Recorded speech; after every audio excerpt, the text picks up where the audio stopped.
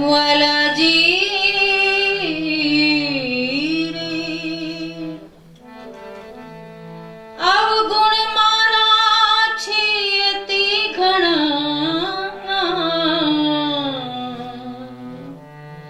तमे रखी मन आणो घणी विराणी कही मुने तम बिना आम ऊपर थई छे घणी सर्द नीरुत रे सुहामणी रलियामणी मुने वाला जी बिना किम जावे ओ वालिया वाला जी बिना किम जावे सर्द निरुत रे सुहामणी रलियामणी मुने वाला जी बिना किम जावे ओ वालिया वाला जी बिना किम जावे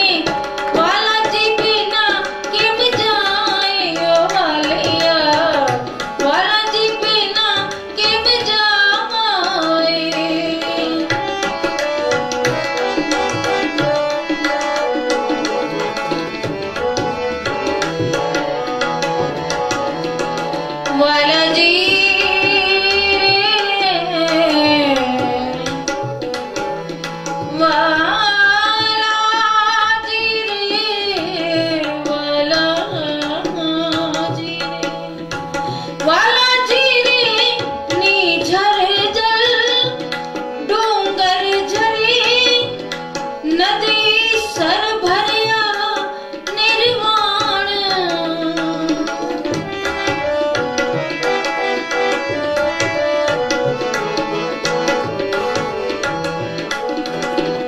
एक जल पण एक जल वाला जी बिना मारा बिलखता सुखी प्राण मारा बिलखता सुखी प्राण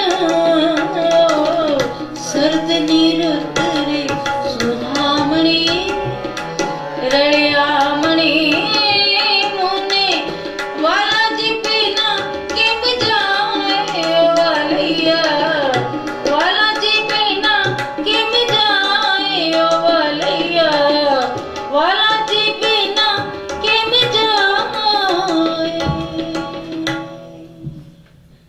बोले श्री नाथ प्यारे की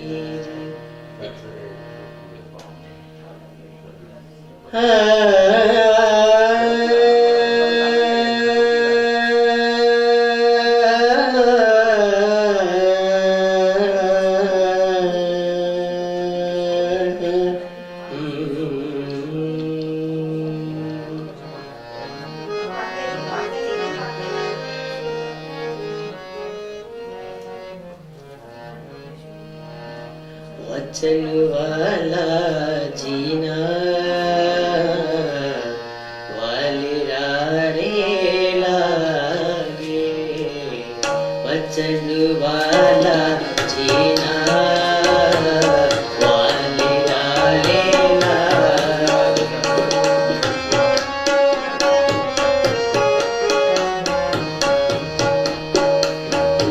वचन वाला जीना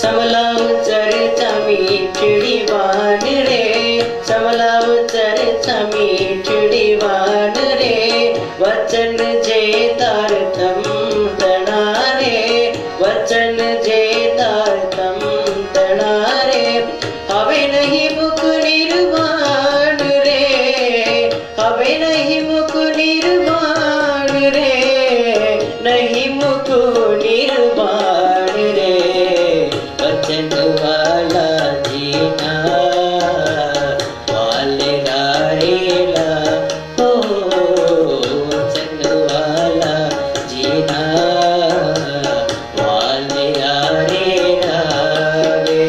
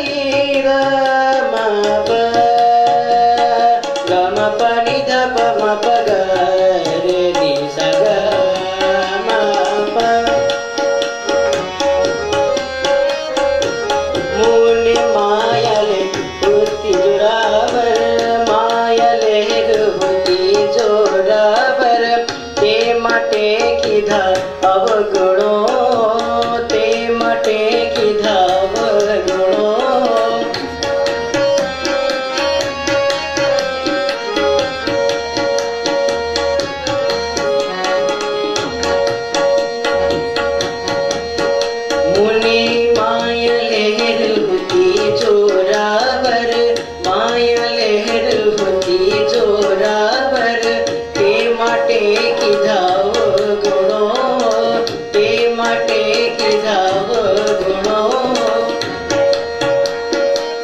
अंध तको चारे पड़े रे कुआमा,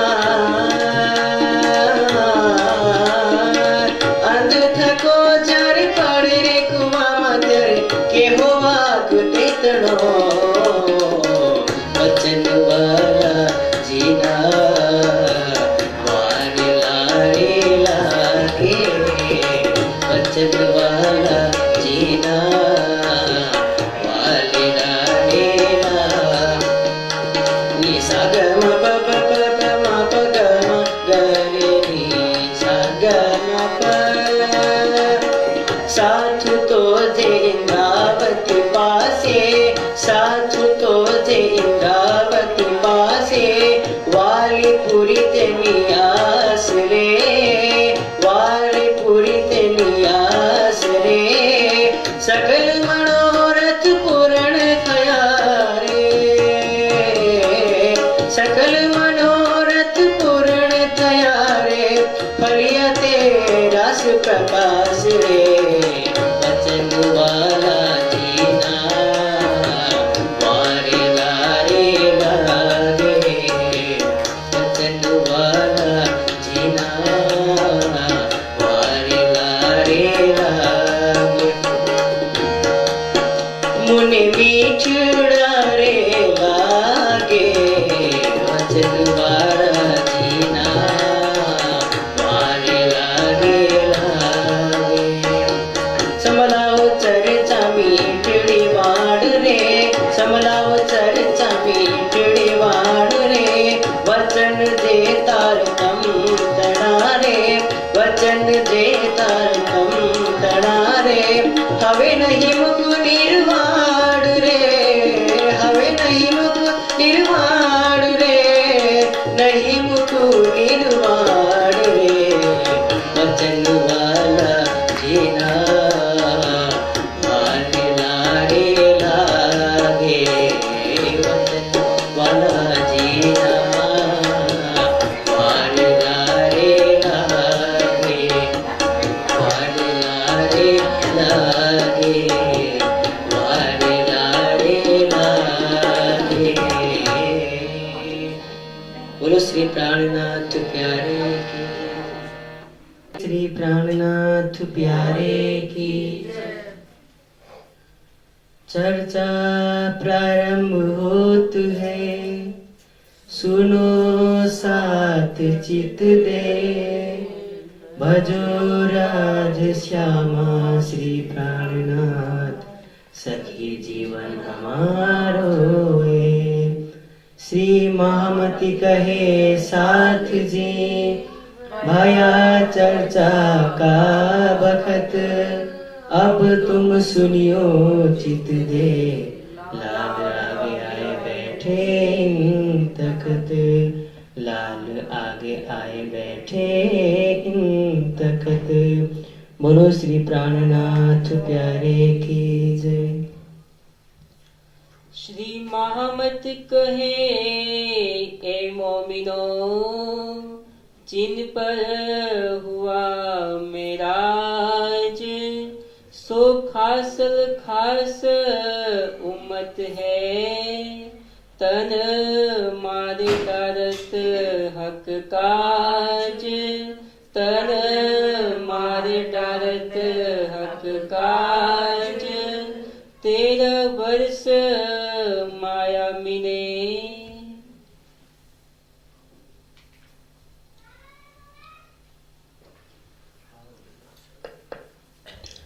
अक्षरातीत धामधनी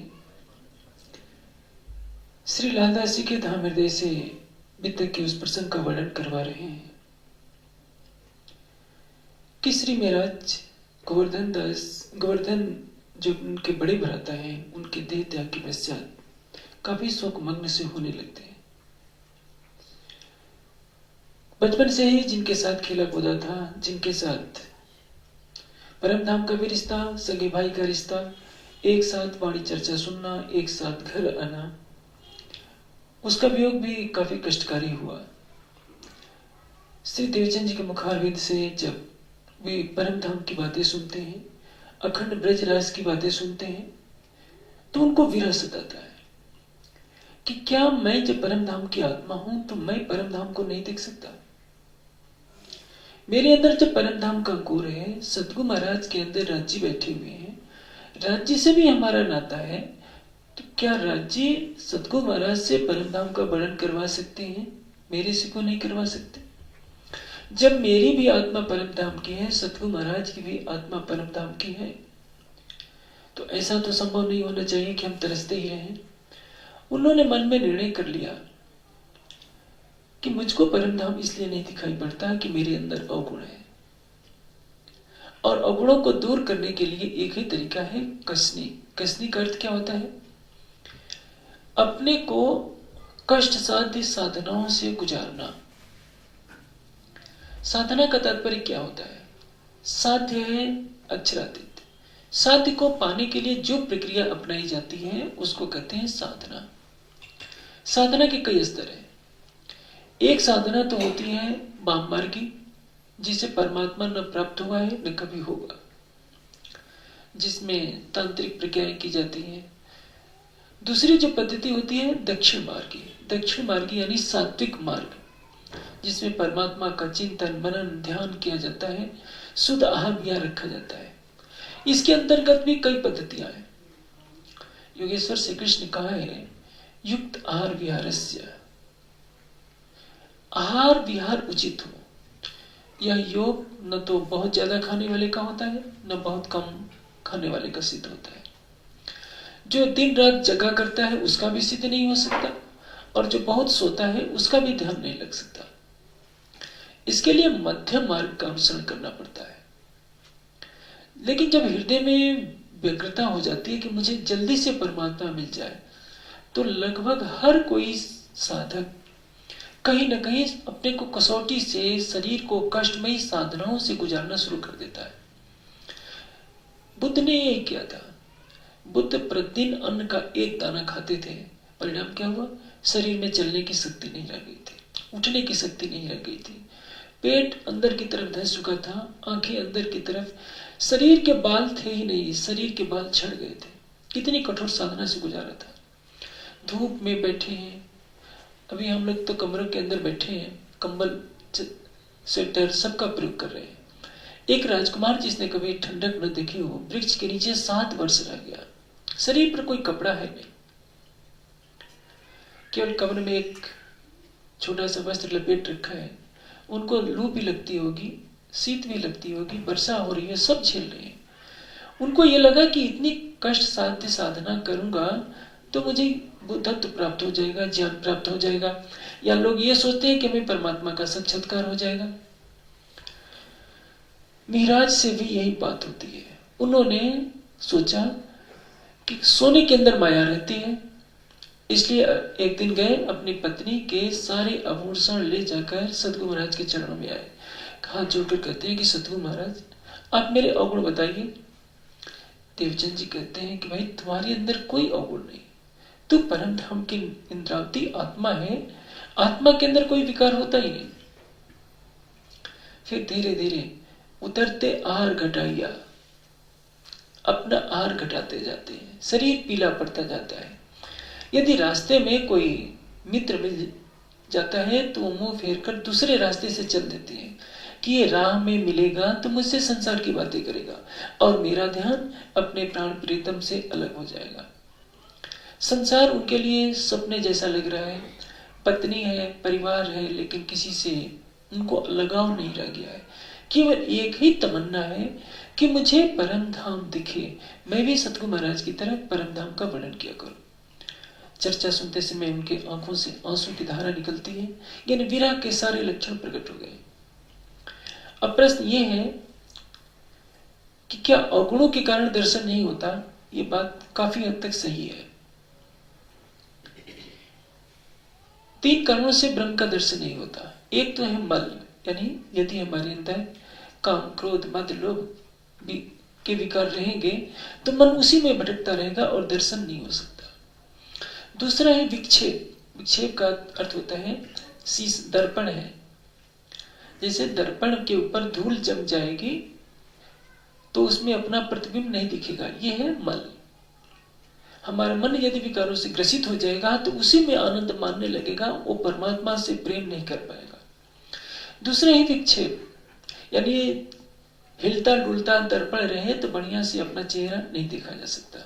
यदि हमारे मन में राज्य के प्रति एक निष्ठ प्रेम नहीं है, प्रेम तो संसार में सबसे अच्छे संबंध निभाने ही पड़ते हैं, माता पिता गुरु आचार्य भाई बहन, सबसे मधुर संबंध बनाने ही पड़ते हैं, लेकिन पहली प्राथमिकता राज्य की होनी चाहिए। यदि हमारा मन राज्य की तरफ कम लगता है, औरों की तरफ ज्यादा लगता है, तो राज्य कहां मिलेंगे। एक पुजारी जी थे, मेरी आंखों देखी घटना है। कोई बहन मिलने आई थी तो चौपाई भोग लगा रहे थे। एक चौपाई अंदर मंदिर में जाते थे, उनको रहा तो जाता नहीं था, फिर बाहर आकर के बात कर जाते, फिर अंदर जाकर एक चौपाई बोलते, क्योंकि उधर दोपहर के भोजन का समय हो गया था, भोग भी लगाना था, लेकिन उनका मन कहाँ अटका हुआ था, उस महिला से बात करने में। फिर एक चौपाई बोले फिर आ जाए। मैंने कहा कि पुजारी जी या तो पहले बात कर लीजिए या पहले भोग लगा लीजिए। क्यों? मन है नहीं, चारों तरफ भाग रहा है, हमारा वो प्रेमी, हमारा वो प्रेमी, भाई के बिना रहा नहीं जाता, पत्नी के बिना रहा नहीं जाता, पति के बिना रहा नहीं जाता, कहां से राज्य मिलेंगे। यह है विक्षेप। और तीसरा है आवरण। दर्पण के ऊपर कागज रख दीजिए, अब चेहरा देखिए, दर्पण वही रहेगा लेकिन आपको दिखाई नहीं पड़ेगा। हमारे चित्त में यदि संसार के सुखों की इतनी कामना हो कि वो राज्य से ज्यादा अच्छी लगे तो भी राज्य का दर्शन नहीं हो सकता। 3 कारण है। लेकिन एक चीज है, लोहा काला होता है, उसमें जंग लगी होती है। आप जंग लगे लोहे के कालापन को देख करके टेंशन पैदा कर लीजिए कि ये तो जंग लगा है, काला कलूटा है, कैसे साफ होगा। तो इसी टेंशन में सारा समय व्यतीत हो जाएगा, लाभ कुछ नहीं है। आप आंख मूंद कर उसको दहकती हुई अग्नि के अंदर डाल दीजिए, क्या होगा? लोहा गर्म होगा पहले, उसके बाद वो इतना दहकने लगेगा, खुद आग जैसा हो जाएगा। अक्षरातीत क्या है? अनंत प्रेम का सागर है। प्रेम की अग्नि में आपके काम, क्रोध, मद, लोभ, अहंकार के सारे विकार जल करके राख हो जाएंगे। आपको कुछ नहीं करना पड़ेगा। आप सारे जीवन तपस्या कीजिए, गौतम बुद्ध की तरह तपस्वी आप बन नहीं पाएंगे, सुखदेव की तरह ब्रह्मचारी आप बन नहीं सकते, सनकादिक की तरह निर्विकार आप बन नहीं सकते, जो हिमालय की गुफा में बैठकर ध्यान साधना कर रहे हैं उनकी तरह आप हो नहीं सकते, उनकी तरह विरक्त भी नहीं हो सकते कि हिमालय की गुफा में जाकर बैठ जाए। लेकिन इन महान विभूतियों को अक्षरातीत नहीं मिल पाया और आपको मिल जाएगा। किस लिए? क्योंकि अक्षरातीत के प्रेम में स्वरूप का ज्ञान आपको है। आपको मालूम है कि युगल स्वरूप की शोभा श्रृंगार क्या है। आपको उनके दर्शाए हुए मार्ग को नहीं अपनाना है कि जैसे राजकुमार सिद्धार्थ ने अन्न का एक एक दाना खाना शुरू कर दिया और यदि सुजाता ने खीर नहीं दी होती तो बुद्ध के उसने प्राण निकल जाने थे। चलने की ताकत नहीं थी। कष्ट देने से प्रियतम के मिलन का कोई संबंध नहीं है। हाँ, समन होना चाहिए। समन का तात्पर्य क्या है? एक तो होता है दमन, अपनी इच्छाओं को जबरदस्ती दबा देना। शुगर के रोगी को कितना भी कहिए कि भाई शुगर नहीं खाना है, मीठी चीज नहीं खाना है, सबके सामने नहीं खाएगा, लेकिन अपनी भावना को दबाए दबाए जब अकेला पाएगा तो जरूर सारी इच्छा पूरी कर लेगा। इच्छाओं को दबाएंगे तो ज्वालामुखी बनकर के फूटेंगे। ऐसी इस मानसिक स्थिति कीजिए कि इच्छाएं पैदा ही न हो। उसको कहते हैं समन। विवेक से निर्णय कर लेना कि ये चीज मिथ्या है। शराबी जिंदगी भर शराब पीकर अपनी तृप्ति चाहे तो शरीर तो जर्जर हो जाएगा, शराब नहीं छोड़ सकता, शराब उसको पी जाती है। एकांत में बैठकर विचार करें कि शराब लोग इतने पीते पीते सारी उम्र गुजार देते हैं, किसी की शांति नहीं होती, तो मेरी कहां से शांति हो जाएगी। वो पहले ही उसको देखना भी नहीं चाहेगा। ये विवेक जब जागृत होता है तो मनुष्य विषयों से स्वतः ही निवृत्त हो जाता है। यदि कोई सोचे कि मैं बचपन में अभी हूं, युवा अवस्था में आऊंगा, विषयों का सेवन करूंगा, फिर वृद्ध हो जाऊंगा, फिर इसमें सार क्या है? आखिर कोई भी विषय अस्थायी शांति तो दे नहीं सकता। शाश्वत शांति केवल परब्रह्म के पास है। यह विवेक यदि जागृत हो गया तो विषयों से निवृत्ति स्वतः ही हो जाती है। अन्यथा वृद्धावस्था में भी इंद्रियां भले ही शिथिल हो जाए, मन में तृष्णाओं की बाढ़ और ज्यादा बढ़ जाती है। इसलिए जो बचपन में युवावस्था में भक्ति नहीं कर पाए होते हैं, बुढ़ापे में भी उनसे भक्ति नहीं हो पाती है। चार वृद्ध बैठे रहेंगे, संसार की बातें करेंगे, लेकिन वो कहिए कि सत्संग सुनो, परमात्मा की भक्ति करो, कह देंगे कि समय ही नहीं मिलता है, क्योंकि उनका मन बुढ़ापे में चंचलता को प्राप्त हो गया होता है। इसलिए विवेक से विषयों की निवृत्ति की, जैसे योग सांख्य दर्शन में बताया है, अहिनिवलनिवत सर्प जैसे केचले को छोड़ने के बाद ही शांति पाता है, वैसे विषयों की निवृत्ति के बाद ही शाश्वत सुख मिल सकता है। सर्प यदि उंगली में काट लेता है तो क्या करते हैं? उंगली को काट देते हैं। छिन्न हस्तवत्वा सांख्य का एक सूत्र है। जब उंगली कट जाती है तो विष से निवृत्ति हो जाती है। हम यदि मोह करेंगे कि अपनी इतनी सुंदर उंगली को क्यों काटे, तो विष अंदर प्रवेश कर जाएगा और हमारे लिए घातक हो जाता है। मनीषियों का कथन है, दोषेण तीव्रो विषयः कृष्ण सर्प विषात् अपि विषम निहन्ति भोक्तारम दृष्टारम चक्षुषा अभयम्। विषय का विष काले सर्प के विष से भी अधिक भयंकर होता है, क्योंकि काले सर्प का विष तो एक जन्म में मारता है और विषय का विष तो जन्म जन्म 84 लाख योनि में घुमाकर जीव को मारता रहता है। ये इसकी निवृत्ति कब होगी? केवल विवेक से। सर्प को देखिए, जिंदगी भर आहार करता रहेगा, मांस का, कीड़े मकोड़ों को खाता रहेगा, मेढक खाता रहेगा। बाघ को देखिए, जिंदगी भर पशुओं का मांस खाता रहेगा। क्या उसके पास तृप्ति है? वो भोग योनि है। तृष्णा को तृप्त करने के लिए तो उस योनि में उस बेचारे जीव को जन्म मिला है। केवल मनुष्य योनि ही है जिसमें विचार किया जा सकता है कि मैं क्या इस विषय से तृप्त हो सकता हूं कि नहीं। तंबाकू खाने की जिसको लत पड़ जाती है, लाख समझाइए, छोड़ना उसके लिए कठिन होता है। तंबाकू में कोई स्वाद नहीं, शराब